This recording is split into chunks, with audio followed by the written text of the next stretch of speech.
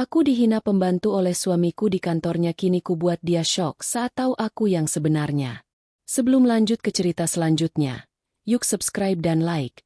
Absen dulu di kolom komen ya ah. Gedung pencakar langit itu berdiri angkuh, menantang awan Jakarta yang menggantung kelabu. Kaca-kacanya yang biru gelap memantulkan bayangan gedung-gedung lain, menciptakan ilusi kota di dalam kota. Bagi Anissa, bangunan itu adalah monumen. Monumen keberhasilan Bima, suaminya. Sekaligus, monumen bagi semua yang telah ia korbankan. Sambil memegang dompet kulit tebal milik Bima, Anissa menghela napas panjang sebelum mendorong pintu kaca yang berat. Hawa dingin dari pendingin udara langsung menyergapnya, kontras dengan udara lembab dan panas di luar. Lobi utama kantor Bima lebih mirip lobi hotel bintang 5 daripada ruang kerja. Lantai marmernya mengilat seperti cermin, memantulkan cahaya dari lampu gantung kristal raksasa yang menggantung di tengah ruangan.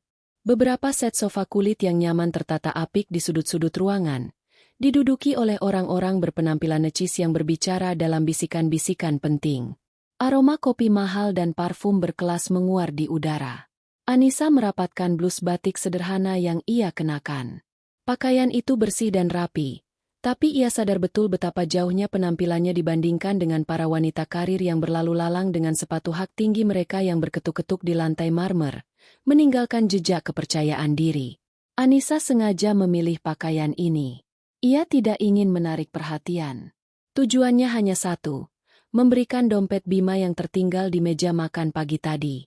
Sebuah kecerobohan kecil yang bisa berakibat fatal, mengingat semua kartu akses dan kartu kredit penting ada di dalamnya. Ia berjalan perlahan menuju meja resepsionis yang panjang dan modern, merasa setiap pasang mata menilainya. Mungkin hanya perasaannya saja, tapi ia merasa seperti ikan salah kolam. "Selamat siang, Mbak. Saya mau bertemu dengan Bapak Bima Aditama dari divisi pemasaran," ucapnya dengan suara lembut kepada resepsionis yang sedang sibuk mengetik. Resepsionis itu mengangkat wajahnya, menatap Anissa dari ujung rambut sampai ujung kaki dengan tatapan yang sulit diartikan. "Sudah ada janji?" tanyanya, nadanya datar dan profesional. "Belum. Saya istrinya. Saya hanya ingin mengantarkan barangnya yang tertinggal," jawab Anissa, sedikit meremas dompet di tangannya. "Baik, silakan tunggu sebentar," kata resepsionis itu sebelum mengangkat gagang telepon. Anissa mengedarkan pandangannya sekali lagi. Dan di sanalah dia. Di dekat pilar utama lobi, Bima berdiri dengan postur tegap dan percaya diri. Ia mengenakan setelan abu-abu mahal yang membalut tubuh atletisnya dengan sempurna. Rambutnya tertata rapi, dan senyum menawan yang dulu membuat Anissa jatuh cinta, kini sedang ia tebarkan kepada sekelompok orang di hadapannya. Anissa bisa mengenali salah satunya sebagai Tuan Hashimoto, klien penting dari Jepang yang sering Bima ceritakan. Di sampingnya berdiri beberapa rekan kerja Bima, menatap suaminya dengan penuh kekaguman. Hati Anissa menghangat. Itulah suaminya. Pria yang ia dukung dari nol, yang ia temani saat hanya mampu makan mie instan di kontrakan kecil mereka. Melihatnya begitu sukses dan dihormati membuat sebagian kecil dari hatinya merasa bangga. Perlahan, dengan seulas senyum tulus, Anissa melangkah mendekat, berniat untuk memanggilnya pelan agar tidak mengganggu percakapan penting itu. Namun, Bima lebih dulu melihatnya. Seketika, senyum menawan di wajah Bima membeku, lalu lenyap tak berbekas. Matanya yang tadinya berbinar hangat saat berbicara dengan klien, kini menatap Anissa dengan kilat dingin yang menusuk. Wajahnya mengeras, rahangnya terkatup rapat. Ada kilatan panik, malu, dan amarah yang berbaur menjadi satu di sorot matanya. Anissa berhenti melangkah. Senyumnya perlahan memudar, digantikan oleh kebingungan. Atmosfer di sekitar kelompok itu mendadak berubah. Rekan-rekan Bima yang menyadari perubahan ekspresi atasan mereka, ikut menoleh ke arah Anissa. Tatapan mereka penuh tanda tanya. Bima mengambil satu langkah maju, memisahkan diri dari kelompoknya, seolah hendak membangun tembok tak kasat mata antara dunianya yang gemerlap dan Anissa yang sederhana. "Kenapa kamu sampai sini?" Suara Bima terdengar rendah, namun tajam dan menusuk. "Tidak ada panggilan, sayang," atau "Anissa," seperti biasanya. Hanya nada dingin yang asing. Anissa menelan ludah, mencoba meredakan detak jantungnya yang tiba-tiba berpacu. Dompetmu tertinggal, Mas. Aku khawatir kamu membutuhkannya, jawabnya pelan, mengulurkan dompet di tangannya. Bima tidak mengambil dompet itu. Ia justru melirik ke sekelilingnya, memastikan semua orang, kliennya, bawahannya, bahkan orang-orang yang hanya kebetulan lewat, memperhatikan adegan ini. Kemudian, dengan volume suara yang sengaja ia keraskan agar terdengar di seluruh penjuru lobi, ia mengucapkan kalimat yang meremukkan seluruh dunia Anissa. Sudah saya bilang, urusan rumah jangan dibawa ke kantor. Kalau mau mengantar barang, taruh saja di meja satpam. Bima berhenti sejenak, menatap penampilan Anissa dengan tatapan jijik yang tak disembunyikan. Lalu, kata terakhir itu meluncur dari bibirnya seperti racun. Dasar pembantu. Waktu seakan berhenti. Dengungan pendingin udara, ketukan sepatu hak tinggi, bisikan percakapan, semuanya lenyap. Yang tersisa hanyalah suara Bima yang menggema di telinga Anissa, menghantam harga dirinya hingga berkeping-keping. Ia membeku di tempatnya berdiri. Dompet di tangannya terasa seberat batu. Ia bisa melihatnya. Sudut bibir salah seorang rekan wanita Bima yang terangkat membentuk senyum cemoh. Tatapan kasihan dari resepsionis. Tuan Hashimoto yang tampak sangat tidak nyaman. Dan yang paling menyakitkan, wajah Bima yang puas, seolah ia baru saja berhasil membasmi hama yang mengganggu. Napas Anissa tercekat di tenggorokan. Matanya mulai memanas. Tapi ia berjanji pada dirinya sendiri untuk tidak menangis. Tidak di sini. Tidak di depan pria yang baru saja menginjak-injak hatinya tanpa ampun. Dengan tangan yang gemetar hebat, ia tidak lagi mencoba memberikan dompet itu kepada Bima. Ia berbalik, berjalan dengan langkah kaku menuju meja keamanan di dekat pintu keluar. Setiap langkah terasa seperti berjalan di atas pecahan kaca. Ia bisa merasakan puluhan pasang mata menusuk punggungnya. Tolong berikan ini untuk Bapak Bima Aditama, bisiknya kepada satpam. Suaranya nyaris tak terdengar. Ia meletakkan dompet kulit itu di atas meja dengan pelan, seolah sedang meletakkan sisa-sisa terakhir dari pernikahannya. Tanpa menoleh ke belakang lagi, Anissa berjalan keluar dari gedung megah itu. Pintu kaca otomatis menutup di belakangnya, memisahkannya dari dunia Bima untuk selamanya. Di luar, di tengah hiruk-pikuk Jakarta, barulah setetes air mata berhasil lolos dari pertahanannya, mengukir jejak panas di pipinya yang dingin. Mobil sedan berwarna perak itu terasa seperti sebuah kapsul penyelamat yang kedap suara, memisahkannya dari dunia luar yang baru saja menghakiminya. Begitu pintu mobil tertutup, keheningan menyergap dan pertahanan Anissa runtuh seketika. Isak tangis yang sejak tadi ia tahan di tenggorokannya kini meledak menjadi raungan pilu yang memenuhi ruang sempit itu. Tubuhnya terguncang hebat. Tangannya mencengkeram kemudi dengan erat hingga buku-buku jarinya memutih. Sebuah rasa sakit yang begitu tajam dan dalam, seolah ribuan belati tak kasat mata baru saja merobek hatinya. Pembantu. Satu kata itu terus berdengung di telinganya, mengalahkan deru lalu lintas Jakarta yang mulai merayap di luar jendela. Kata itu keluar dari bibir pria yang sama, yang dulu sering membisikkan kata-kata cinta dan pujian. Pria yang sama, yang setiap malam tidur di sampingnya, berbagi mimpi dan rahasia. Bagaimana bisa? Bagaimana Bima, suaminya, bisa berubah menjadi monster berwajah dingin yang tega mempermalukannya di depan umum?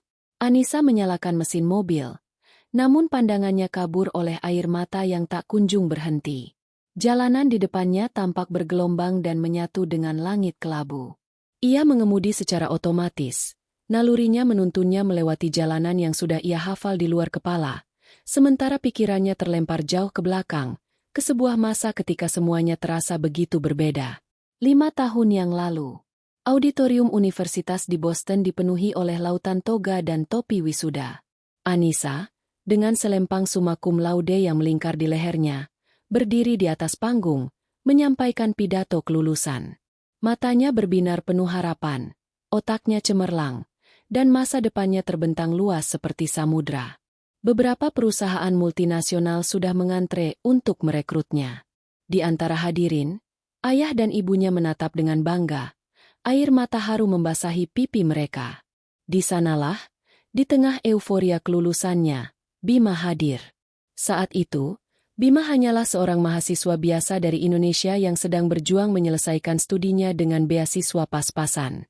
Dia tidak punya apa-apa selain ambisi yang menyala-nyala dan senyum yang mampu meluluhkan gunung es. Bima terpesona oleh kecerdasan Anissa, bukan oleh latar belakang keluarganya yang kaya raya, yang sengaja Anissa simpan rapat-rapat. "Kamu itu bintang, Anissa," bisik Bima suatu sore saat mereka duduk di tepi sungai Charles. "Terlalu terang untuk pria biasa sepertiku." "Justru karena kamu tidak biasa, Mas. Kamu punya mimpi yang lebih besar dari gedung-gedung di kota ini," jawab Anissa, menyandarkan kepalanya di bahu Bima. Saat itu, ia benar-benar percaya pada mimpi-mimpi itu. Klakson mobil di belakangnya menyentakkan Anissa kembali ke masa kini. Lampu lalu lintas sudah hijau. Ia menginjak pedal gas dengan linglung. Bayangan Bima yang dulu, yang hangat, yang rendah hati, yang memujanya, tertimpa oleh bayangan Bima yang sekarang, yang arogan, dingin, dan kejam. Setelah mereka kembali ke Indonesia dan menikah, Anissa dihadapkan pada sebuah pilihan. Karirnya yang gemilang menanti. Namun Bima sedang merintis usahanya dari nol. Sebuah perusahaan rintisan di bidang teknologi yang ia bangun dengan modal nekat dan ide-ide brilian. Malam itu, di kontrakan kecil mereka yang panas, Bima memegang kedua tangannya. Matanya menatap Anissa lekat-lekat, penuh permohonan. "Aku butuh kamu, Nisa. Aku tidak bisa melakukan ini sendirian. Kamu bukan cuma istriku, kamu partnerku, otak di balik semua ini. Aku janji, ini hanya untuk sementara. Begitu perusahaan ini besar, kita akan membangun duniamu." Anissa menatap wajah pria yang sangat ia cintai. Ia melihat kesungguhan di sana. Maka, dengan keyakinan penuh, ia membuat keputusan terbesar dalam hidupnya. Ia menolak semua tawaran kerja. Ia memilih untuk berada di belakang layar, menjadi sistem pendukung bagi suaminya. Bahkan lebih dari itu. Saat Bima kehabisan modal, Anissa tanpa ragu menggunakan sebagian besar uang warisan dari almarhum ayahnya. Uang yang seharusnya menjadi jaring pengamannya. Ia serahkan seluruhnya untuk membangun mimpi Bima. "Ini bukan cuma uang, Mas," kata Anissa saat itu, sambil menyerahkan buku cek. "Ini kepercayaan. Kepercayaan almarhum ayah yang dititipkan padaku. Jaga baik-baik." Bima memeluknya erat. "Aku bersumpah, sayang, aku akan membuatmu dan ayahmu bangga. Aku tidak akan pernah mengecewakanmu." Sumpah itu kini terasa seperti lelucon pahit. Anissa tertawa getir di sela-sela isak tangisnya. Bahkan, keputusan untuk hidup sederhana pun adalah bagian dari kesepakatan mereka. Bima merasa terintimidasi oleh kekayaan keluarga Anissa. Ia ingin membuktikan bahwa ia bisa sukses karena usahanya sendiri. "Aku tidak mau orang-orang bilang aku sukses karena menikahi putri konglomerat," pintanya suatu hari. "Biarkan mereka melihatku apa adanya. Biarkan kita memulai semuanya dari bawah. Anggap saja warisan ayahmu tidak pernah ada." Demi menjaga harga diri dan egonya, Anissa setuju. Ia menanggalkan semua identitasnya, menyimpan pakaian-pakaian mahalnya, dan belajar hidup seperti orang biasa. Ia menjadi ibu rumah tangga yang sempurna, memasak, membersihkan rumah, dan mengatur segala keperluan Bima agar suaminya bisa fokus bekerja.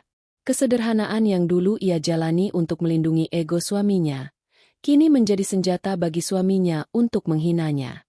Sungguh ironis. Mobil Anissa akhirnya tiba di depan rumah megah mereka di sebuah kawasan elit. Rumah yang ia beli dengan sisa uang warisannya, namun atas nama Bima. Rumah yang kini terasa asing dan dingin. Ia mematikan mesin dan hanya duduk terdiam di dalam mobil, menatap gerbang besar di hadapannya. Dulu, ia melihat rumah ini sebagai istana cinta mereka, buah dari kerja keras bersama. Sekarang, ia hanya melihatnya sebagai sangkar emas. Sangkar tempat ia mengurung semua potensi dan mimpinya demi seorang pria yang kini bahkan malu untuk mengakuinya sebagai istri. Penghinaan di lobi tadi bukanlah yang pertama. Ini hanyalah puncak dari gunung es. Selama setahun terakhir, seiring dengan kesuksesan Bima yang meroket, sikapnya perlahan berubah. Ia mulai sering mengkritik penampilan Anissa, membandingkannya dengan istri-istri rekannya yang glamor. Ia mulai jarang pulang, dengan alasan rapat hingga larut malam. Kata pembantu yang ia lontarkan tadi bukanlah sebuah kehilafan. Itu adalah cerminan dari apa yang benar-benar ada di dalam hatinya. Ia sudah lama tidak lagi menganggap Anissa sebagai istri, melainkan hanya sebagai seorang pelayan. Dengan sisa tenaga yang ia miliki, Anissa membuka pintu mobil. Ia melangkah gontai memasuki rumah yang sunyi. Di ruang keluarga, sebuah foto pernikahan besar terpajang di dinding. Di foto itu, Anissa dan Bima tersenyum bahagia. Mata mereka berbinar penuh cinta dan harapan. Anissa menatap foto itu lama, menyentuh bayangan wajahnya sendiri di dalam bingkai. Siapa wanita itu? Wanita naif yang rela mengorbankan segalanya demi cinta? Ia membuang muka, tak sanggup lagi melihatnya. Pandangannya jatuh pada sebuah foto yang lebih kecil di atas meja konsol. Foto almarhum ayahnya. Seorang pria bijaksana dengan tatapan tajam namun penuh kehangatan. Tiba-tiba, sebuah kalimat yang sering diucapkan ayahnya terngiang di benaknya. Sejelas suara guntur di siang hari. Anissa, putriku. Harta terbesar yang ayah wariskan bukanlah uang atau perusahaan, tapi harga diri. Jangan pernah biarkan siapapun, bahkan orang yang paling kamu cintai sekalipun, menginjak-injaknya. Kata-kata terakhir ayahnya menggantung di udara yang sunyi. Lebih nyata daripada sofa kulit mahal atau guci antik yang menghiasi ruangan. Harga diri. Sesuatu yang terasa begitu abstrak. Namun kini lukanya terasa begitu fisik. Anissa mengusap jejak air mata di pipinya dengan punggung tangannya. Tatapannya masih terpaku pada foto ayahnya. Pria dalam bingkai perak itu seolah balas menatapnya. Matanya yang bijaksana seolah bertanya. Lalu, apa yang akan kau lakukan sekarang, putriku? Selama 5 tahun terakhir, ia telah hidup dalam bayang-bayang Bima. Menjadi penyokong, pendorong, dan pondasi yang tak terlihat. Ia meredupkan sinarnya sendiri agar cahaya suaminya bisa bersinar lebih terang. Ia pikir itu adalah cinta. Ia pikir itu adalah pengorbanan suci dalam pernikahan. Kini, ia sadar, ia hanya sedang membiarkan dirinya dihapus secara perlahan. Rumah ini, yang seharusnya menjadi surga mereka, kini terasa seperti penjara yang dibangun dari kebohongan dan penghinaan. Setiap sudutnya meneriakkan nama Bima, kesuksesan Bima. Tidak ada satupun jejak Anissa di dalamnya, kecuali sebagai pengurus dan penata. Ia telah menjadi hantu di dalam hidupnya sendiri. Isak tangisnya sudah berhenti, menyisakan kekosongan yang dingin di dalam dadanya. Rasa sakit itu masih ada. Namun kini mulai bercampur dengan amarah yang membara pelan. Amarah pada Bima.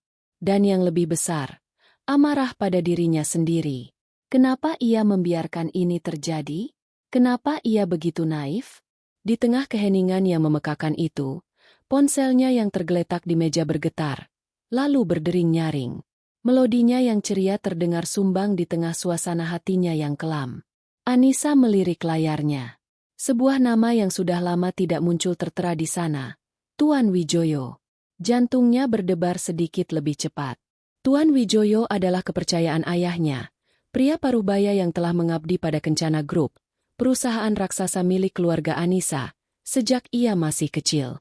Setelah ayahnya meninggal, Tuan Wijoyolah yang bertindak sebagai CEO interim, mengelola kerajaan bisnis itu dengan setia, sambil menunggu saat yang tepat bagi Anissa, sang pewaris tunggal, untuk mengambil alih. Sesuai wasiat ayahnya, Anissa memiliki kendali penuh atas perusahaan begitu ia menginjak usia 30 tahun, atau kapanpun ia merasa siap. Selama ini, Anissa selalu menundanya, meminta Tuan Wijoyo untuk terus menjalankan segalanya karena ia ingin fokus pada keluarga kecilnya. Dengan tangan yang sedikit gemetar, Anissa menggeser ikon hijau di layar. Halo, selamat siang, Pak Wijoyo. Sapanya, berusaha keras agar suaranya terdengar normal dan tidak bergetar. Selamat siang, Ibu Anindita. Jawab suara bariton yang tenang dan penuh hormat di seberang sana. Panggilan itu terasa aneh di telinga Anissa. Anindita. Nama lengkapnya yang agung. Anindita Kencana. Nama yang hampir ia lupakan karena terlalu terbiasa menjadi Anissanya Bima. Maaf mengganggu waktu ibu di luar jam kerja. Tidak apa-apa, Pak. Ada apa? Saya hanya ingin memberikan laporan singkat mengenai peluang investasi yang sangat menarik. Tim analis kami baru saja menyelesaikan kajian mereka, dan prospeknya luar biasa. Sebuah perusahaan teknologi yang sedang naik daun, Aditama Tech. Mereka sedang mencari investor strategis untuk ekspansi besar-besaran, namun dari informasi internal yang kami dapat, mereka sebenarnya cukup rentan untuk kita akuisisi sepenuhnya. Anissa membeku. Nama itu, Aditama Tech. Aditama. Nama belakang suaminya. Aditama. Tech? Ulang Anissa. Suaranya nyaris berbisik. Ia memastikan tidak salah dengar. Betul, Bu. Didirikan 5 tahun lalu oleh seorang pemuda berbakat bernama Bima Aditama. Pertumbuhannya sangat impresif. Valuasinya meroket. Mengakuisisi perusahaan ini akan memperkuat posisi Kencana Group di sektor digital secara signifikan. Ini adalah langkah strategis yang sangat direkomendasikan oleh seluruh tim. Jika Ibu setuju, kita bisa segera memulai proses penawaran. Jelas Tuan Wijoyo panjang lebar, tidak menyadari dampak dari kata-katanya. Dunia Anissa seakan berputar. Kebetulan macam apa ini? Takdir macam apa yang sedang mempermainkannya? Perusahaan yang dibangun dari air mata, pengorbanan, dan uang warisan ayahnya, kini terhidang di hadapannya sebagai sebuah peluang investasi. Pria yang baru saja menghinanya sebagai pembantu, kini nasib perusahaan impiannya berada di ujung jarinya. Sebuah ide gila, sebuah rencana yang berani dan sedikit kejam, mulai terbentuk di benaknya. Ide itu berkilauan seperti kilat di tengah badai hatinya. Tuan Wijoyo terdiam sejenak, mungkin heran karena tidak mendapat respons. Ibu Anindita? Apakah ibu masih di sana? Anissa menarik napas dalam-dalam. Saat ia mengembuskannya, semua keraguan dan sisa-sisa kesedihan seolah ikut terbuang. Yang tersisa adalah sebuah ketetapan hati yang dingin dan sekeras baja. Wanita yang menangis di dalam mobil tadi sudah mati. Yang lahir kembali adalah Anindita Kencana, putri dari Hartono Kencana, yang tidak akan pernah lagi membiarkan harga dirinya diinjak-injak. Iya, Pak, saya masih di sini. Jawabnya. Suaranya kini terdengar berbeda. Lebih tegas, lebih dalam, dan penuh dengan otoritas yang selama ini ia sembunyikan. Saya sangat tertarik dengan proposal ini. Syukurlah. Kalau begitu, saya akan menyiapkan semua dokumennya untuk. Lakukan lebih dari itu, Pak Wijoyo, potong Anissa. Saya tidak mau hanya menjadi investor. Saya mau kita akuisisi penuh. Siapkan dana berapapun yang dibutuhkan. Saya mau kita ambil alih seluruhnya. Dan satu hal lagi. Anissa berhenti sejenak, menatap bayangan dirinya di layar ponsel yang gelap. Matanya menyipit. Sebuah senyum tipis yang misterius terukir di bibirnya. Pastikan identitas pemilik baru, yaitu saya, dirahasiakan sepenuhnya sampai rapat umum pemegang saham luar biasa nanti. Biarkan semua orang hanya mengenal saya sebagai investor misterius, atau inisial, Ibu A. Apakah Bapak mengerti? Terdengar keheningan sesaat di seberang telepon. Mungkin Tuan Wijoyo sedikit terkejut dengan perubahan drastis dan instruksi yang begitu spesifik. Namun, sebagai seorang profesional veteran, ia segera menangkap nada finalitas dalam suara atasannya.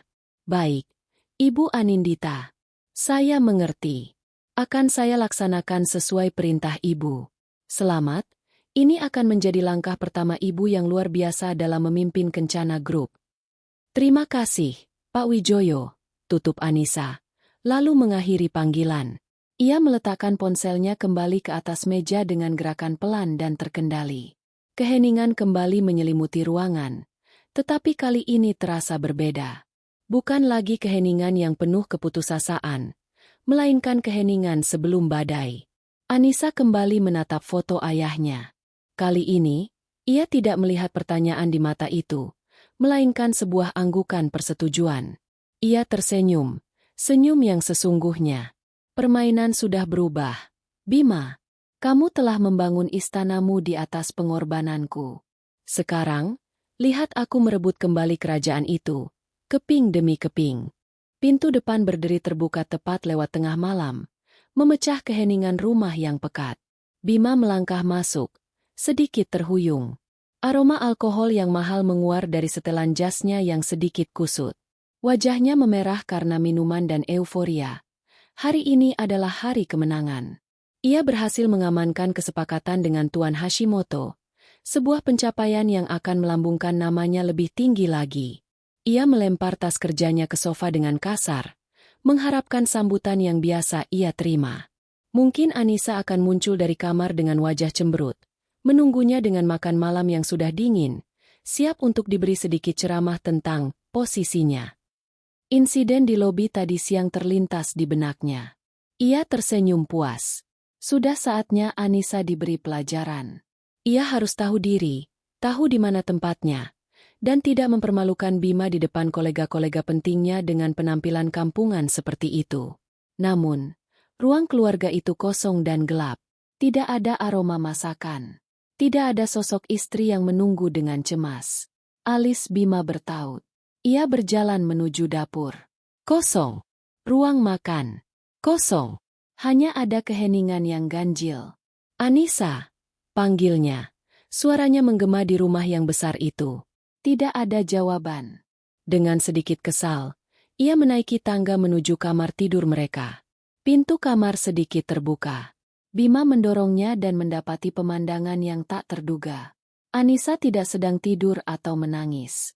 Ia duduk tegak di meja rias yang telah ia sulap menjadi meja kerja darurat. Cahaya dari layar laptop menerangi wajahnya, memberinya aura yang dingin dan fokus. Ia mengenakan piyama sutra yang sudah lama tidak Bima lihat, dan rambutnya yang panjang tergerai rapi di punggungnya. Ia tampak begitu tenggelam dalam pekerjaannya, seolah Bima, sang pemilik rumah, sama sekali tidak ada. "Sedang apa kamu malam-malam begini?" tanya Bima, nadanya menuntut. Anissa tidak langsung menoleh. Jari-jarinya masih menari di atas keyboard selama beberapa detik sebelum akhirnya berhenti. Ia menoleh perlahan, dan Bima terkesiap. Tidak ada jejak air mata di wajah itu. Tidak ada kemarahan. Tidak ada kesedihan. Yang ada hanyalah tatapan yang tenang, dingin, dan sedikit kosong. Seolah ia sedang menatap orang asing. Membaca beberapa laporan. Jawabnya singkat, suaranya datar. Bima mendengus. "Laporan apa? Resep masakan baru?"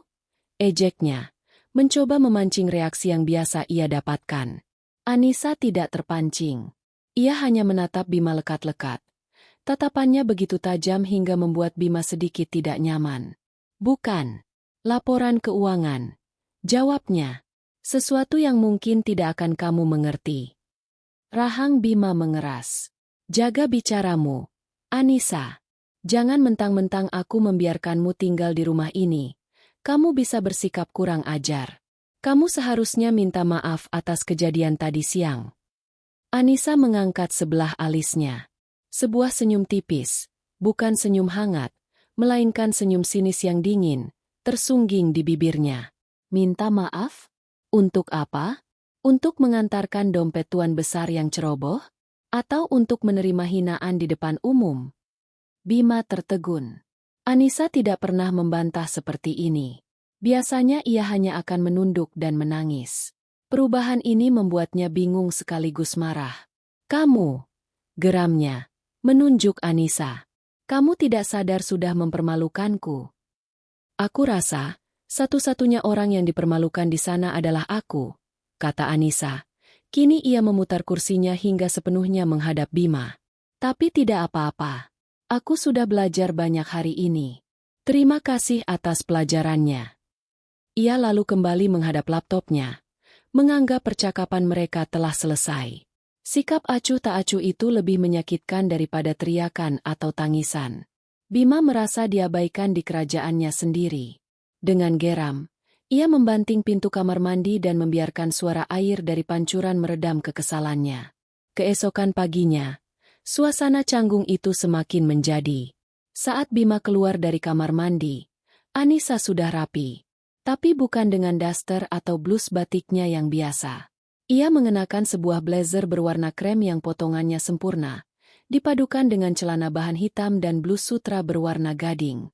Rambutnya disanggul modern, riasannya tipis namun profesional, memancarkan aura elegan dan berkuasa. Di telinganya terpasang earpiece nirkabel. Understood.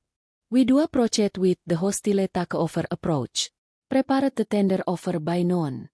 I want is close by the end of the week. Ucap Anissa ke dalam mikrofon yang tak terlihat. Ia berbicara dalam bahasa Inggris yang fasih, dengan istilah-istilah bisnis yang membuat Bima mengerutkan kening. Kamu mau kemana? Tanya Bima, menatap penampilan istrinya dengan curiga.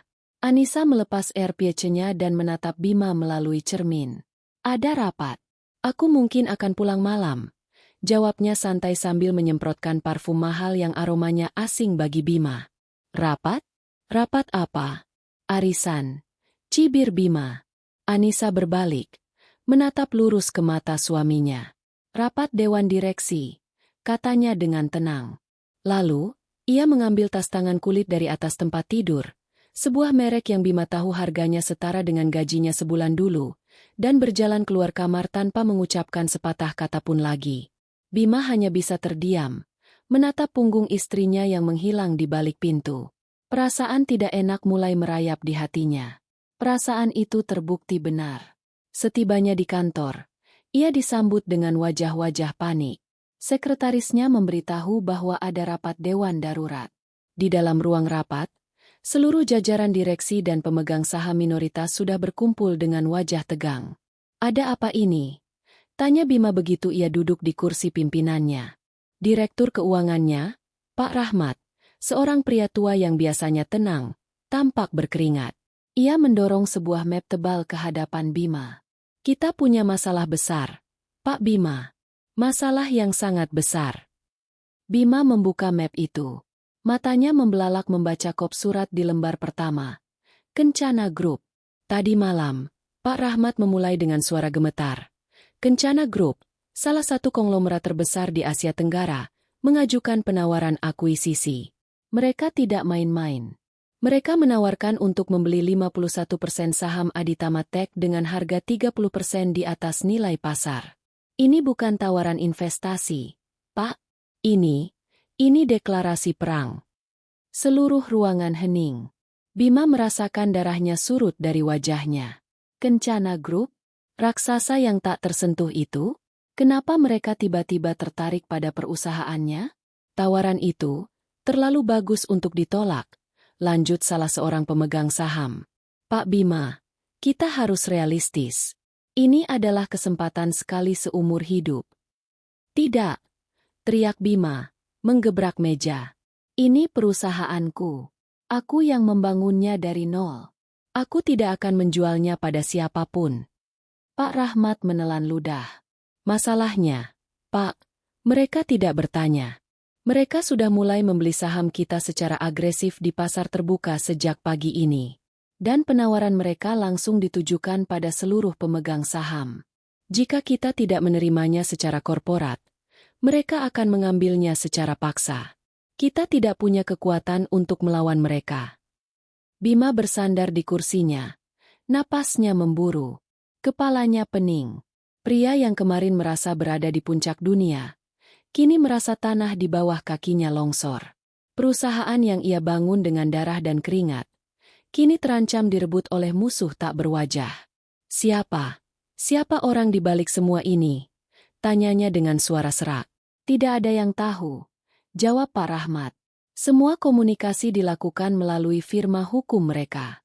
Yang kami tahu, semua ini diperintahkan oleh seorang investor tunggal yang sangat misterius. Mereka hanya menyebutnya sebagai Ibu A. Di dalam ruang rapat Aditama Tech yang kini terasa sesak dan panas, Bima seperti singa yang terperangkap dalam kandang. Wajahnya merah padam, urat-urat di lehernya menonjol saat ia mondar-mandir di depan jendela kaca yang menampilkan pemandangan kota Jakarta. Pemandangan yang biasanya memberinya rasa kuasa, kini terasa mengejeknya. Di luar sana, Sebuah predator tak terlihat sedang mengoyak-ngoyak hasil kerja kerasnya. "Lawan! Kita harus melawan!" teriaknya. Suaranya serak karena frustrasi. "Hubungi pengacara kita. Cari celah hukum. Tunda RUPs. Lakukan apa saja." Pak Rahmat, direktur keuangannya, hanya bisa menggelengkan kepala dengan pasrah. "Tidak ada celah, Pak Bima. Mereka terlalu bersih, terlalu profesional. Firma hukum yang mereka gunakan adalah yang terbaik di Asia. Setiap langkah mereka sudah diperhitungkan.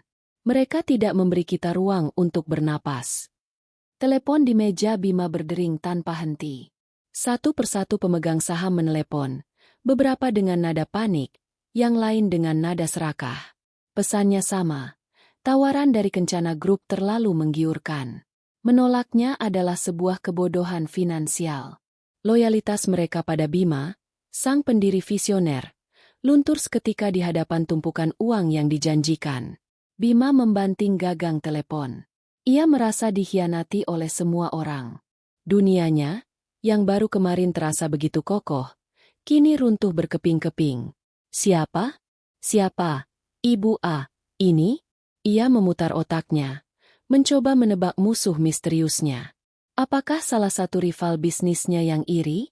Apakah Tuan Hashimoto yang ia temui kemarin, yang mungkin hanya berpura-pura ramah? Setiap nama yang terlintas di benaknya terasa mungkin, namun tidak ada yang benar-benar pas.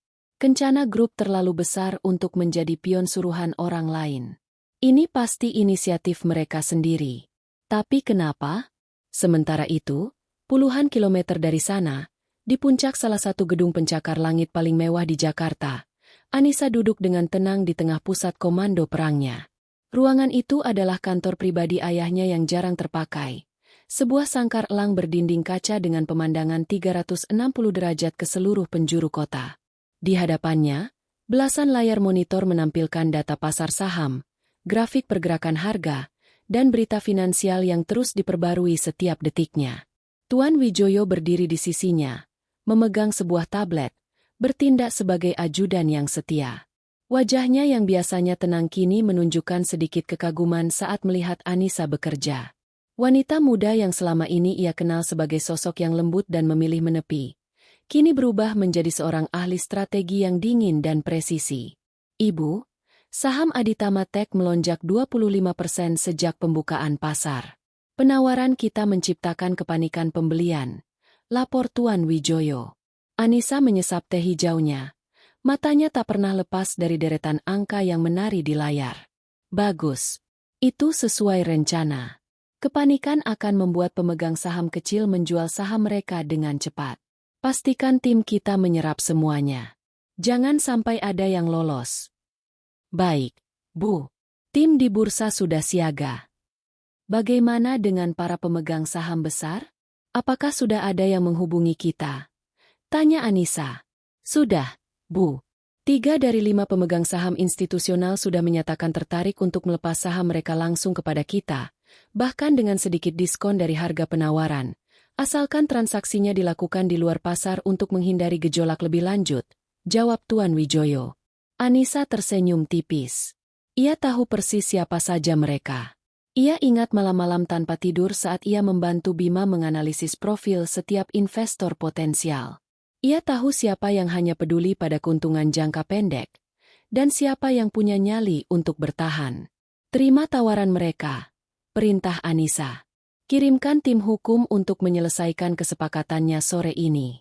Aku mau sebelum pasar tutup hari ini, kita sudah mengamankan setidaknya 40% saham." "Siap. Laksanakan, Bu." Anissa bersandar di kursinya, memutar pena di antara jari-jarinya. Ini bukan sekadar tentang uang atau kekuasaan. Ini adalah permainan catur. Dan ia tahu setiap bidak di papan permainan ini, karena ia sendiri yang dulu ikut menatanya. Ia tahu kelemahan Bima bukan pada kecerdasan bisnisnya, melainkan pada egonya yang rapuh dan kebutaannya terhadap orang-orang di sekitarnya. Bima melihat perusahaan sebagai tumpukan aset dan angka. Anissa melihatnya sebagai jaringan hubungan antar manusia yang penuh dengan keserakahan, ketakutan, dan ambisi, Dan ia tahu persis di mana harus menekan. Malam harinya, Bima pulang dengan langkah gontai. Ia bahkan tidak punya tenaga untuk marah. Yang tersisa hanyalah rasa lelah dan kekalahan yang luar biasa. Rumah yang biasanya ia anggap sebagai simbol kesuksesannya, kini terasa hampa. Ia menemukan Anissa sedang duduk di sofa ruang keluarga, membaca sebuah buku dengan sampul tebal. Secangkir teh hangat mengepul di meja di sampingnya.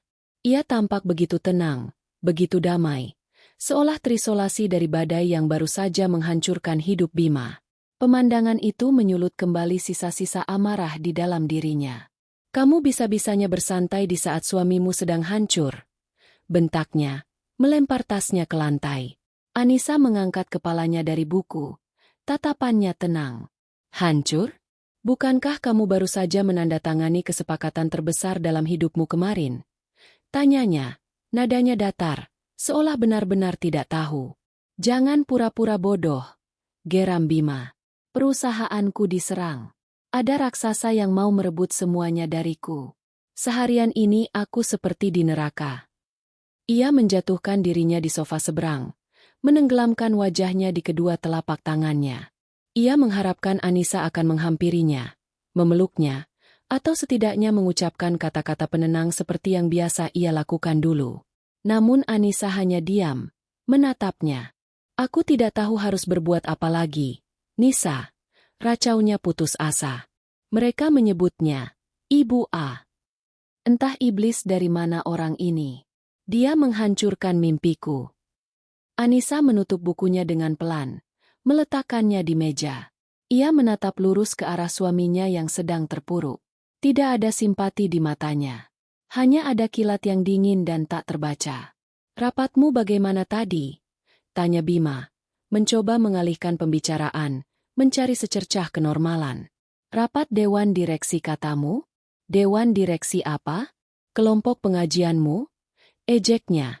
Bahkan dalam kekalahannya, ia masih sempat merendahkan. Anissa menegakkan punggungnya.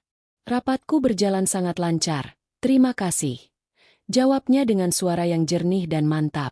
"Kami membahas beberapa hal, terutama tentang strategi akuisisi." Kata itu, akuisisi, tergantung di udara di antara mereka, berat dan penuh makna. Bima mengangkat kepalanya. Ia menatap wajah istrinya. Wajah yang sama yang telah ia lihat setiap hari selama 5 tahun. Namun malam ini, ada sesuatu yang berbeda. Ada kekuatan tersembunyi di balik ketenangan itu. Ada kecerdasan tajam di balik mata yang dulu selalu menatapnya dengan penuh puja. Sebuah firasat buruk yang tak bisa ia jelaskan mulai menjalari tulang punggungnya. Ia merasa seperti sedang berhadapan dengan orang asing. Orang asing yang sangat berkuasa. Keesokan paginya, Bima terbangun karena keheningan. Bukan keheningan yang menenangkan, melainkan keheningan yang hampa dan dingin. Sisi tempat tidur di sebelahnya kosong dan sudah rapi, seolah tidak pernah ada yang tidur di sana. Tidak ada aroma kopi atau sarapan dari dapur. Tidak ada suara air dari kamar mandi. Anissa sudah pergi. Perasaan tidak enak yang semalam menjalari tulang punggungnya kini berubah menjadi kecemasan yang nyata. Ia berjalan ke lantai bawah, mendapati rumah yang bersih tanpa celah, namun terasa steril seperti lobi hotel. Tidak ada sentuhan personal, tidak ada kehangatan. Hanya perabotan mahal yang bisu. Di atas meja makan, tidak ada sarapan yang menunggunya, hanya kunci mobilnya yang tergeletak rapi. Pesan yang jelas, urus dirimu sendiri. Bima mendengus kesal, namun di balik kekesalannya, ada ketakutan yang mulai tumbuh. Perubahan Anissa terlalu drastis, terlalu tiba-tiba. Wanita penurut yang selama ini ia kenal telah lenyap, digantikan oleh sosok asing yang dingin dan penuh rahasia. Sesampainya di kantor, suasana terasa lebih suram dari hari sebelumnya. Wajah-wajah karyawannya penuh dengan ketidakpastian. Di ruangannya, Pak Rahmat sudah menunggu dengan laporan terbaru. Wajahnya lebih pucat dari kemarin. "Mereka berhasil, Pak," kata Pak Rahmat. Suaranya terdengar kalah. Perpenutupan pasar kemarin, ditambah dengan transaksi subuh ini di pasar Eropa, kepemilikan saham Kencana Group di Aditama Tech secara resmi telah mencapai 51%. Mereka, Mereka sudah menjadi pemegang saham mayoritas. Bima merasakan lututnya lemas. Ia jatuh terduduk di kursinya. Selesai. Semuanya sudah selesai. Perusahaan yang ia anggap sebagai perpanjangan dari dirinya sendiri, kini bukan lagi miliknya. Ia hanyalah seorang CEO yang nasibnya berada di tangan orang lain. RUPS luar biasa telah ditetapkan, lanjut Pak Rahmat, meletakkan selembar surat resmi di atas meja Bima. 3 hari dari sekarang. Agendanya tunggal, perombakan total jajaran direksi dan dewan komisaris. 3 hari. Ia diberi waktu 3 hari sebelum secara resmi dilengsarkan dari tahtanya sendiri. Frustrasi dan amarah yang kemarin ia rasakan kini berganti menjadi keputusasaan yang kelam. Ia mencoba menelepon beberapa sekutu bisnisnya, mencoba mencari cara untuk melakukan perlawanan balik, namun semua usahanya sia-sia. Tidak ada yang berani berhadapan langsung dengan Kencana Group. Nama itu sendiri adalah sebuah benteng yang tak tertembus. Siapa? Ibu A. Ini? Pertanyaan itu terus berputar di kepalanya seperti kaset rusak.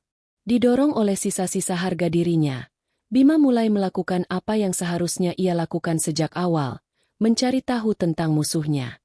Ia mengunci diri di ruangannya, membuka puluhan tab di browser komputernya, mengetikkan kata kunci, Kencana Group, CEO Kencana Group, keluarga Kencana. Informasi yang muncul begitu melimpah, namun sekaligus sangat sedikit. Kencana Group adalah raksasa yang bergerak di berbagai sektor, pertambangan, properti, agribisnis. Namun, mereka sangat tertutup. Pendirinya, Hartono Kencana, adalah seorang visioner yang meninggal dunia beberapa tahun lalu. Sejak saat itu, perusahaan dijalankan oleh dewan direksi yang dipimpin oleh orang kepercayaan Hartono, seorang pria bernama Wijoyo. Namun, beberapa artikel gosip bisnis berbisik tentang adanya seorang pewaris tunggal. Seorang putri yang identitasnya sangat dirahasiakan, yang dididik untuk mengambil alih kerajaan bisnis ayahnya pada saat yang tepat. Rumor mengatakan, sang pewaris baru saja mulai aktif mengambil alih kendali di balik layar. Bima menemukan sebuah foto lama Hartono Kencana. Pria tua yang berwibawa itu tampak familiar. Namun Bima tidak bisa mengingat di mana ia pernah melihatnya. Malam harinya, Bima pulang ke rumah yang gelap. Kelelahan mental membuatnya berjalan seperti zombie. Ia menyalakan lampu ruang keluarga dan matanya tertumbuk pada sebuah amplop coklat yang tergeletak di tengah meja kopi. Amplop yang sama persis dengan yang diberikan Pak Rahmat tadi pagi. Dengan tangan gemetar, ia membukanya. Itu adalah salinan surat panggilan RUPS luar biasa untuk Aditya Matek. Ia membacanya sekali lagi, seolah mencari keajaiban yang bisa membatalkan semuanya. Namun, kali ini matanya menangkap sesuatu yang ia lewatkan sebelumnya. Sebuah lampiran kecil di halaman terakhir, berisi daftar perwakilan yang ditunjuk oleh para pemegang saham utama. Dan di sana, di bawah nama Kencana Group Holdings, tertulis sebuah nama yang membuat darahnya berhenti mengalir. Perwakilan yang ditunjuk, Anindita Kencana. Kencana. Anindita Kencana. Nama itu menghantam kesadaran Bima seperti palu godam. Anindita. Nama tengah Anissa yang hampir tidak pernah ia gunakan. Anissa Anindita. Ia teringat foto Hartono Kencana yang dilihatnya siang tadi. Ia sekarang ingat di mana pernah melihat wajah itu.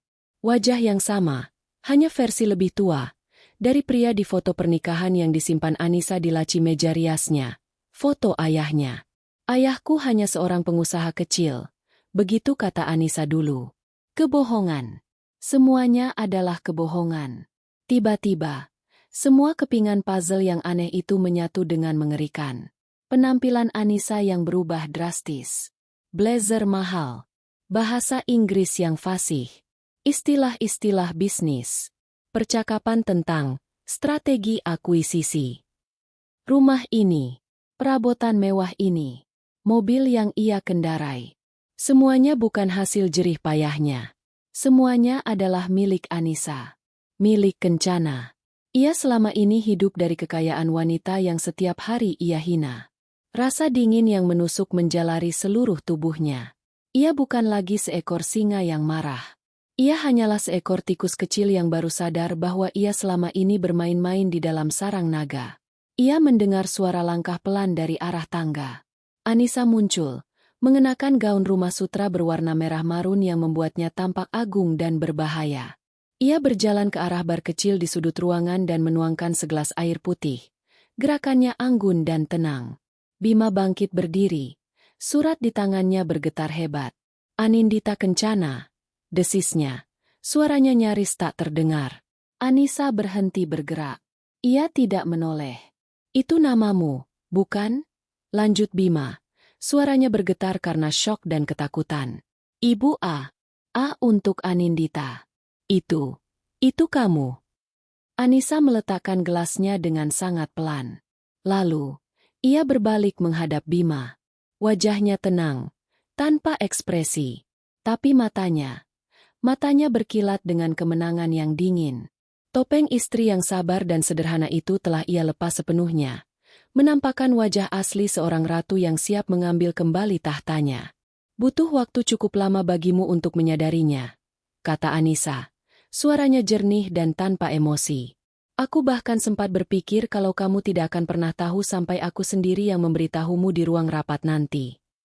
Bima mundur selangkah, seolah baru saja melihat hantu.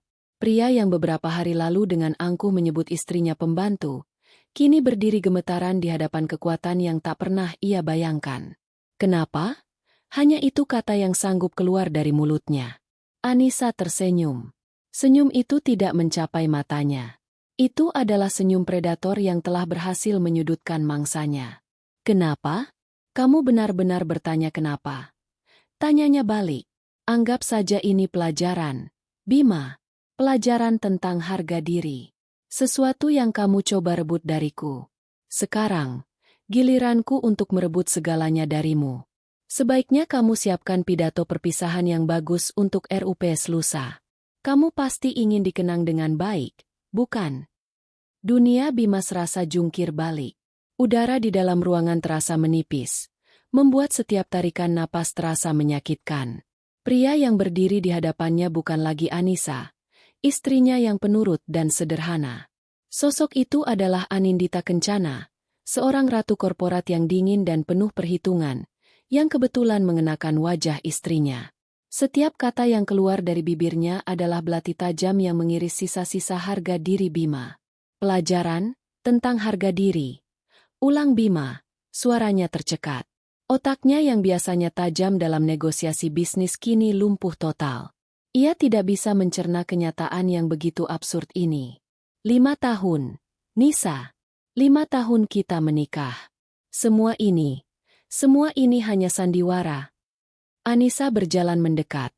Setiap langkahnya pelan dan penuh kuasa. Ia berhenti beberapa meter di hadapan Bima.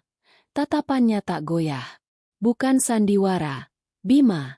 Itu adalah sebuah ujian. Ujian yang sangat panjang. Ayahku, sebelum meninggal, pernah berkata, carilah pria yang akan mencintaimu bahkan jika kau tidak punya apa-apa, Nindita. Karena hanya pria seperti itu yang pantas mendapatkan segalanya darimu. Ia tersenyum getir. Maka aku menciptakan Anissa. Seorang gadis yatim piatu dari panti asuhan, dengan latar belakang sederhana, tanpa harta, tanpa koneksi.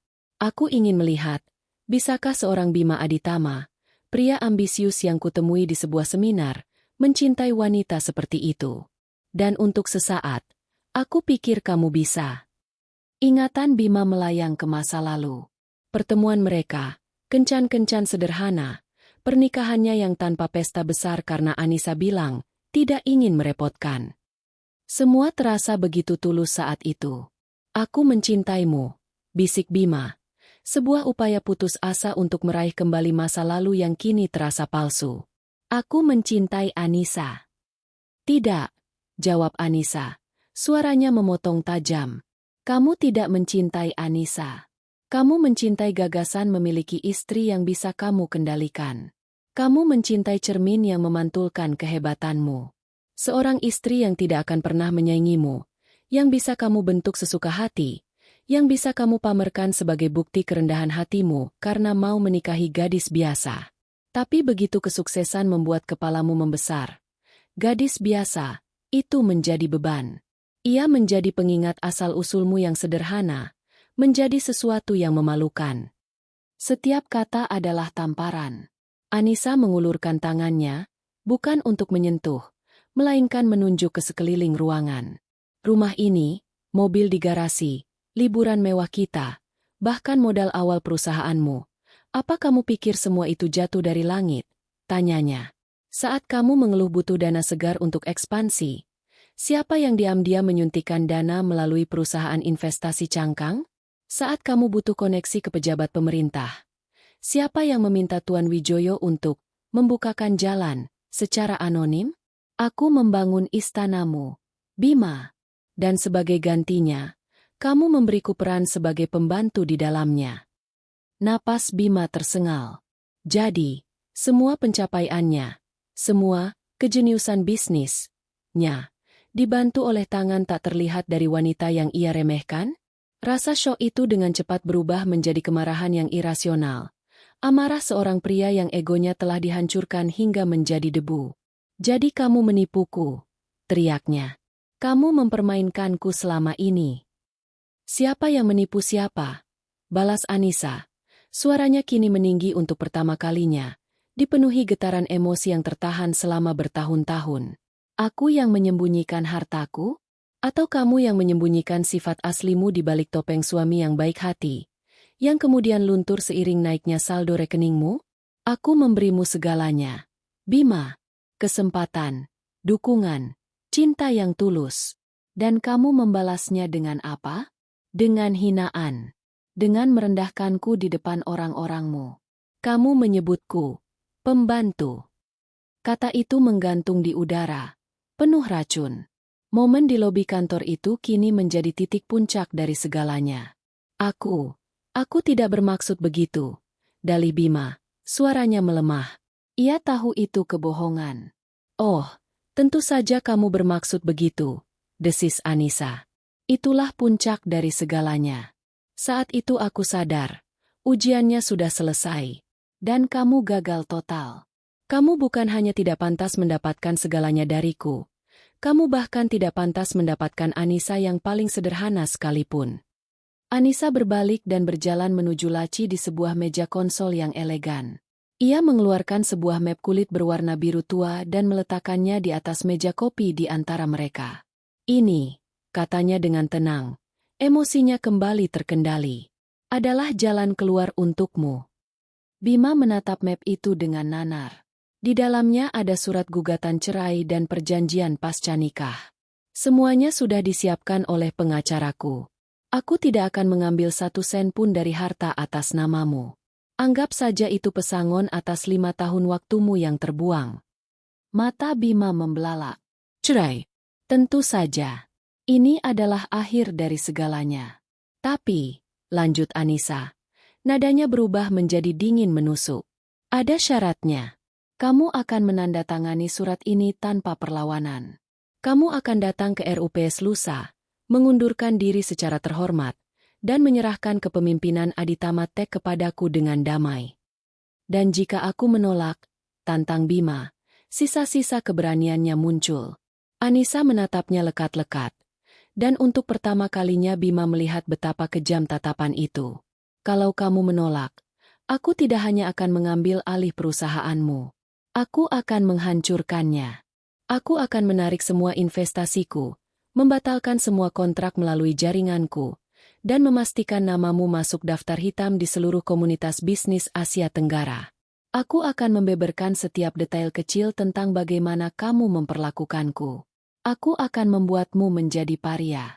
Kamu tidak akan bisa membangun bahkan warung kopi sekalipun tanpa diganggu oleh bayang-bayangku. Ancaman itu begitu nyata, begitu absolut, hingga membuat Bima gemetar. Ini bukan gertakan. Ini adalah janji. Ia sedang berhadapan dengan kekuatan kencana grup yang legendaris, dan kekuatan itu kini memiliki wajah istrinya. Ia benar-benar kalah. Tidak ada ruang untuk negosiasi. Tidak ada celah untuk melawan. Ia telah terperangkap dalam jaring yang ia bantu tenun dengan kesombongannya sendiri. Anissa menatap suaminya yang hancur untuk terakhir kalinya. Tidak ada lagi cinta di matanya. Hanya ada kelegaan dan penyesalan, Penyesalan karena pernah berharap begitu banyak pada pria yang salah. Kamu punya waktu sampai besok pagi untuk berpikir, katanya sambil berjalan menuju tangga. Tapi aku rasa, kita berdua sudah tahu apa keputusanmu. Ia melangkah menaiki tangga tanpa menoleh ke belakang, meninggalkan Bima sendirian di ruang keluarga yang luas dan dingin itu. Bima terduduk di lantai, punggungnya bersandar di sofa. Matanya terpaku pada map biru di atas meja.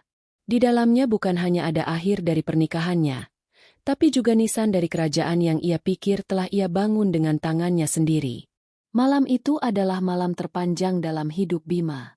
Setelah Anissa menghilang di ujung tangga, keheningan di rumah mewah itu berubah menjadi monster yang menelannya hidup-hidup. Ia tetap terduduk di lantai yang dingin, punggungnya bersandar pada sofa yang terasa asing, matanya terpaku pada map biru di atas meja.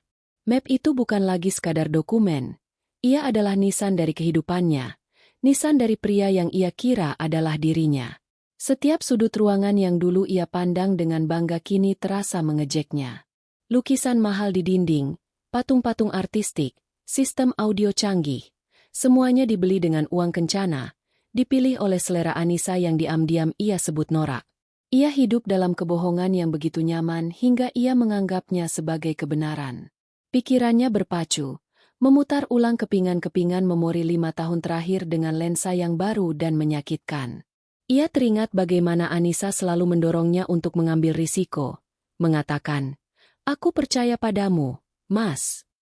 Ia pikir itu adalah dukungan seorang istri yang naif. Kini ia sadar, itu adalah keyakinan seorang investor yang tahu jaring pengamannya sudah terpasang kokoh di bawah. Ia teringat saat Anissa memberinya sebuah jam tangan mewah di hari ulang tahunnya, berkata, "Supaya Mas selalu ingat waktu." Bima memakainya dengan angkuh, memamerkannya sebagai buah kesuksesannya. Sekarang ia mengerti, itu adalah pengingat dari sang pemilik waktu yang sesungguhnya. Dan kemudian, pikirannya kembali ke momen yang menjadi paku terakhir di peti matinya, hinaan di lobi kantor. Dia cuma pembantu di rumah. Kata-kata itu kini bergema di telinganya, bukan lagi sebagai pernyataan kuasa, melainkan sebagai deklarasi kebodohannya yang paling puncak. Ia menghina seorang ratu di gerbang istananya sendiri, tidak menyadari bahwa ratu itu memiliki kunci untuk setiap pintu dan gerbang. Rasa malu yang membakar menjalari dirinya, lebih panas dari amarah, lebih menyakitkan dari kekalahan.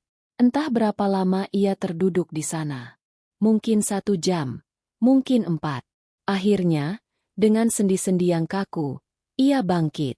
Ia berjalan seperti orang linglung, menyusuri lorong-lorong rumahnya yang kini terasa seperti museum milik orang lain. Ia membuka pintu kamar tidur utama. Kamar mereka. Di atas meja rias Anissa, semuanya masih tertata rapi. Tidak ada barang yang dipindahkan. Seolah-olah, Anissa, yang sederhana masih tinggal di sana. Namun Bima tahu, sosok yang tidur di kamar ini semalam adalah Anindita. Di laci paling atas, ia menemukan album foto pernikahan mereka. Ia membukanya. Di sana, ia melihat dirinya sendiri, tersenyum lebar penuh kemenangan, menggandeng seorang wanita yang tampak tulus dan penuh cinta. Di belakang Anissa, berdiri seorang pria paruhbaya yang tersenyum kalem, Hartono Kencana, yang ia kira hanyalah wali dari panti asuhan. Seluruh hidupnya adalah sebuah ilusi yang dirancang dengan sempurna. Di lantai atas, di kamar tamu yang luas yang telah ia sulap menjadi ruang kerja sementara, Anissa tidak tidur. Ia berdiri di depan jendela kaca raksasa, menatap gemerlap lampu kota yang tak pernah mati. Pemandangan yang sama yang dilihat Bima dari kantornya, namun dari perspektif yang jauh lebih tinggi.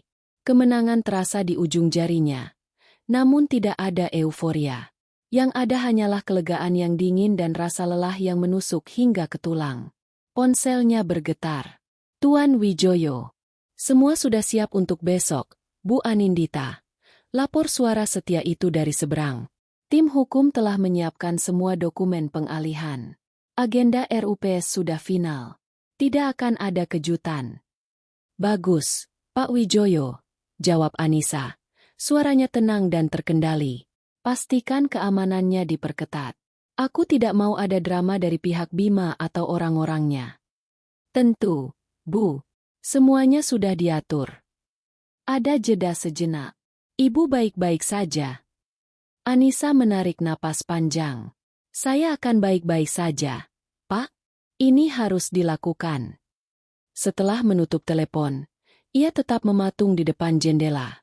Ia teringat ayahnya. Teringat nasihatnya. Ujian ini ia ciptakan untuk menemukan pasangan sejati.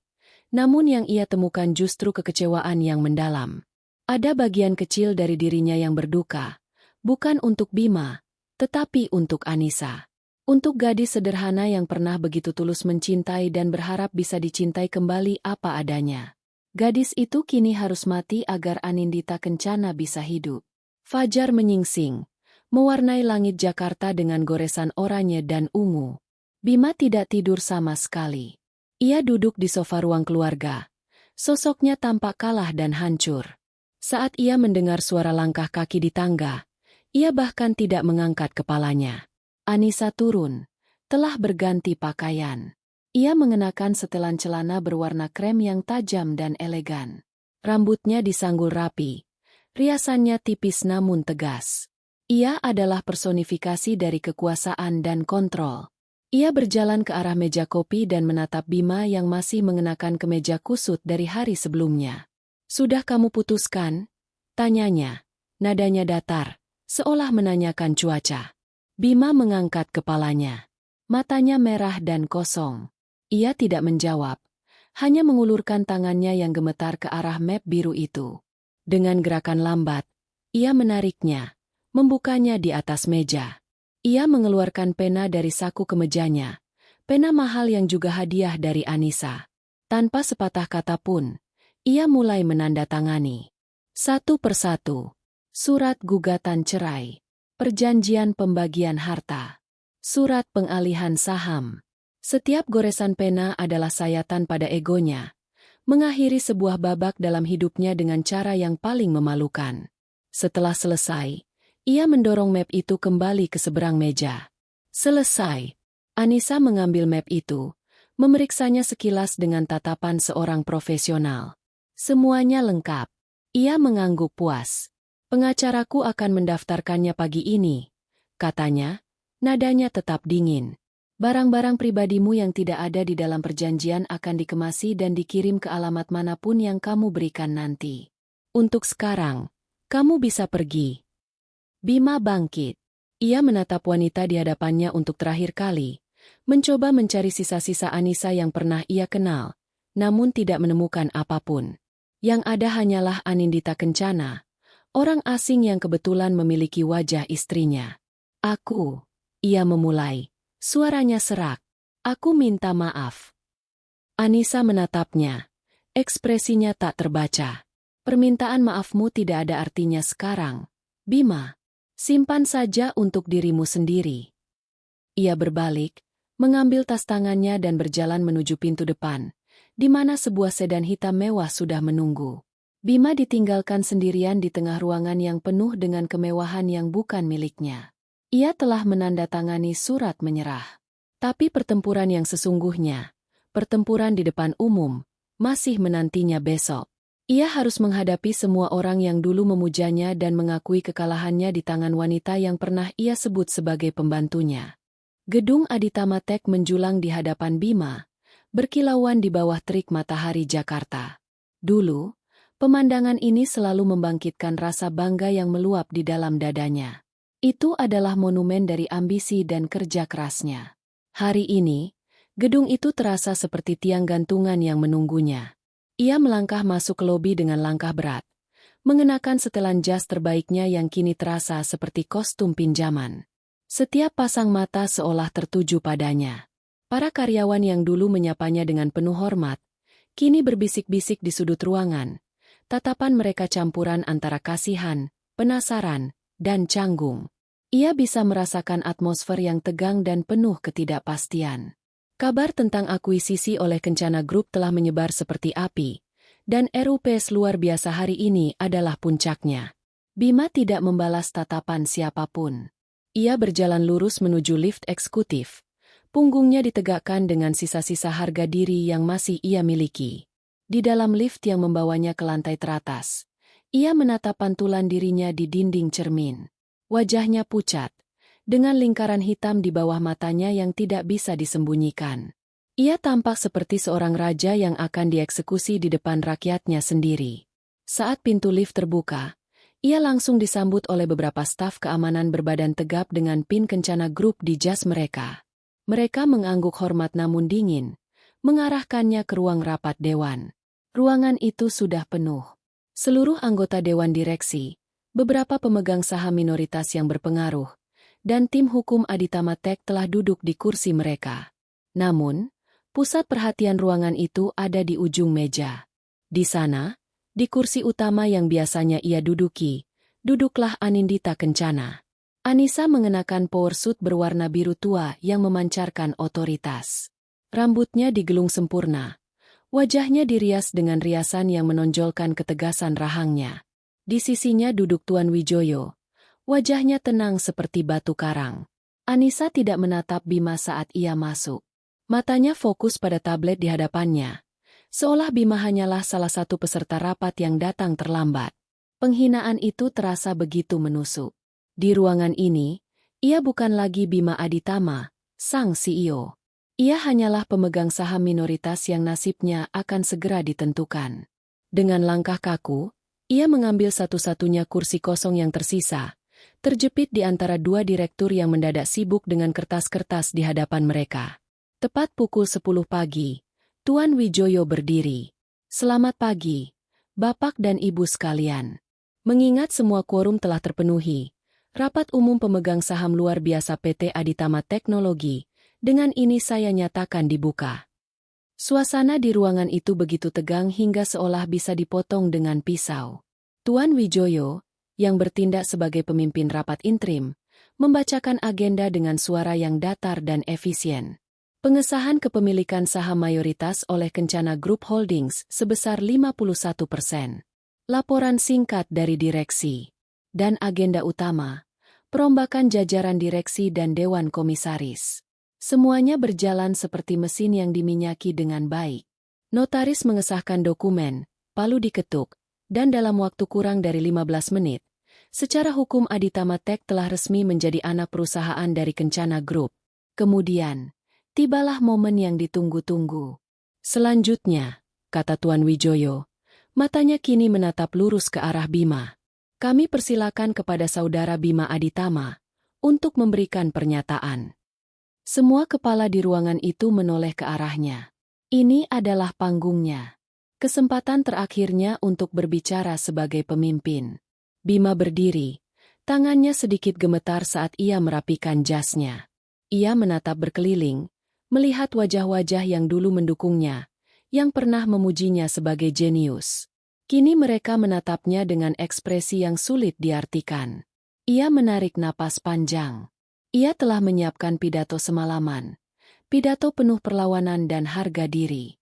Tapi saat ia menatap Anissa, yang akhirnya mengangkat kepalanya dan menatapnya dengan dingin, semua kata-kata itu lenyap.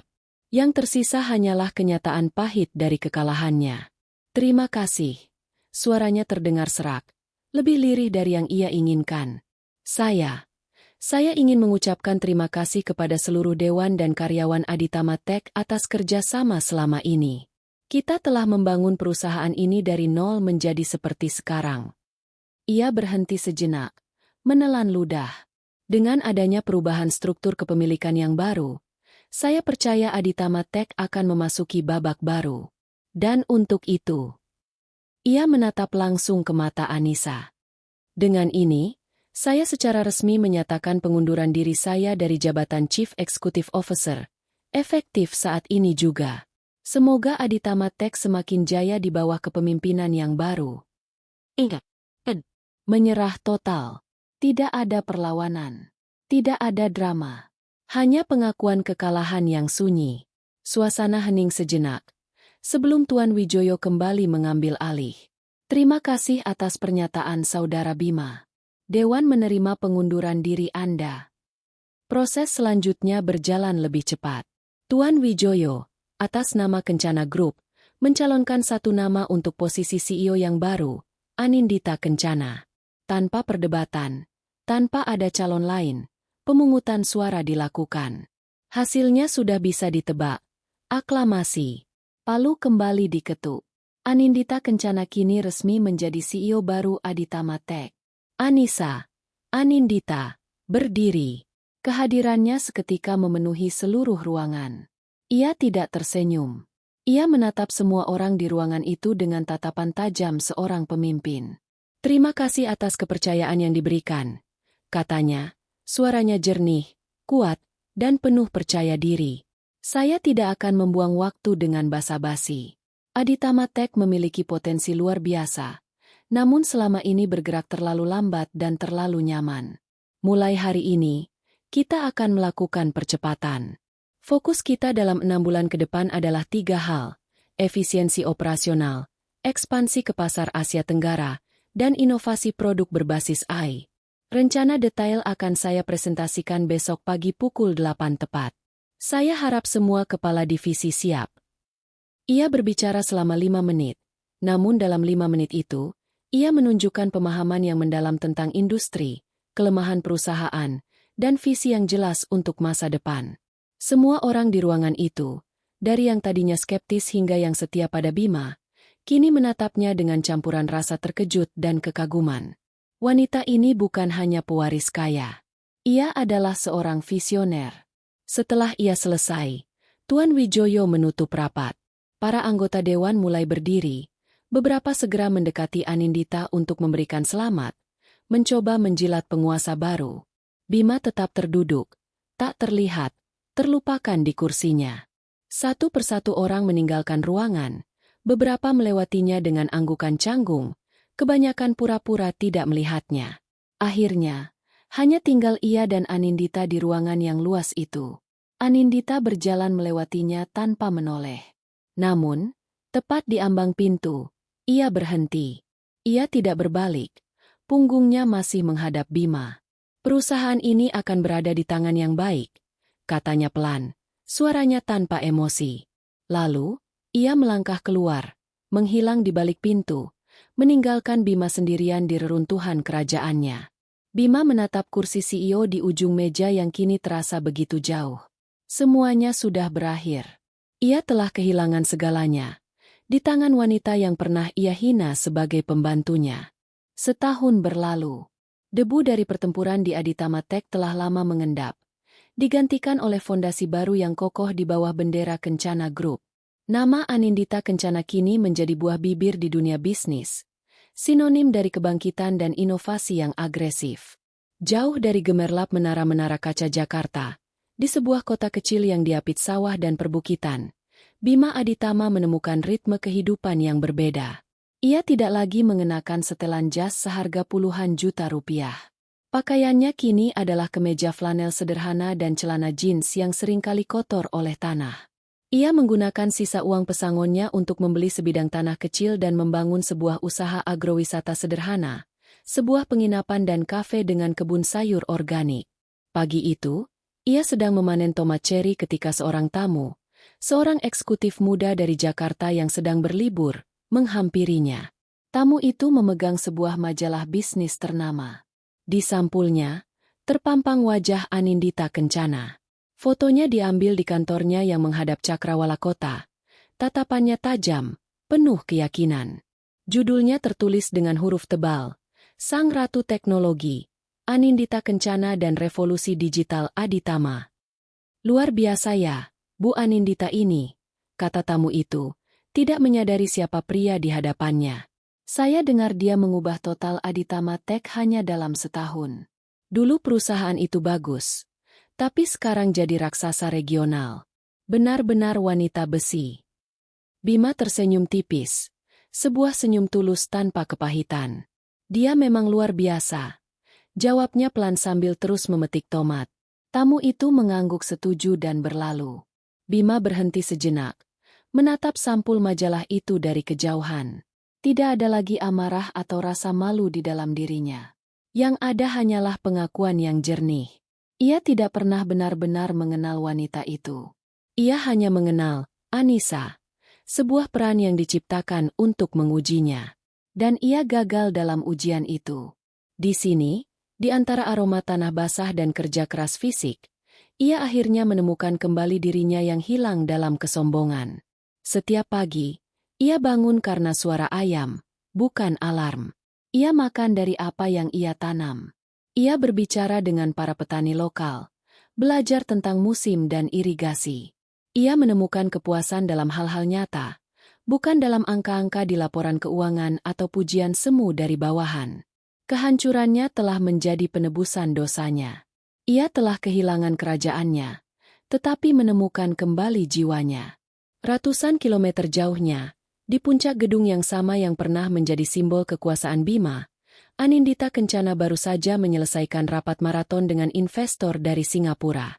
Kesepakatan bernilai triliunan rupiah berhasil diamankan. Saat semua orang telah meninggalkan ruang rapat dengan wajah puas, ia tetap duduk di kursinya, menatap layar besar yang menampilkan proyeksi pertumbuhan perusahaan untuk 5 tahun ke depan. Angka-angkanya fantastis. Tuan Wijoyo masuk dengan membawakan secangkir teh melati kesukaannya. "Selamat, Bu Anindita. Ini pencapaian yang fenomenal," katanya dengan senyum bangga. "Ini baru permulaan, Pak Wijoyo," jawab Anindita. Matanya masih terpaku pada layar. Pasar global menunggu.